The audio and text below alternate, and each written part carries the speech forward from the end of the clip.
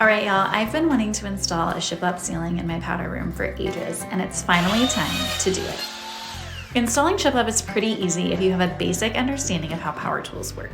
You just need to cut the boards down to length and then nail them into the joists in your ceiling. This is a pretty small space, so it only took me 11 boards of shiplap and about a day and a half to get it all done. If you're working with a bigger space, it's obviously going to take longer and be a bit more expensive. Another thing to keep in mind is if you have a lot of obstacles in your ceiling. I was only dealing with one vent here, so it was really easy to cut around it. But if you have more, you'll need to have a jigsaw on hand to cut around any of the obstacles you come across. If you have a lot of angles in your space like I do, you might want to consider adding some corner trim to it to help hide some of the seams and imperfections. I chose to take my shiplap all the way down this angled wall. This bathroom is under my staircase, so it's kind of an awkward space, but I really like how the shiplap going down makes it feel a little cozier.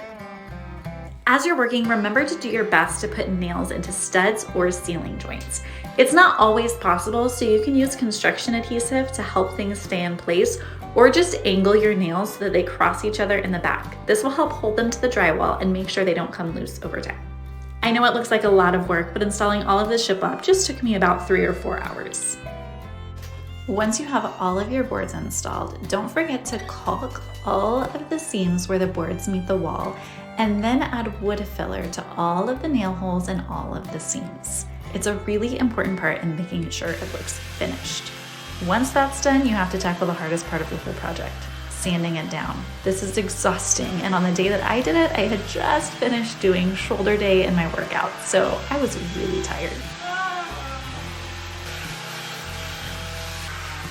But it's worth the extra effort, and once it's all done, you'll be really grateful. I chose to spray my paint on the ceiling using a paint sprayer, so I took the time to cover up the toilet, the sink, the floors, and anything that I didn't want covered in paint. I went with the color Motor City by Claire for the walls and the ceiling in here, and I really love this gorgeous blue-gray color. Spraying the ceiling was honestly the easiest part of the whole process. It took me less than 30 minutes from start to finish, and the finished result is so gorgeous.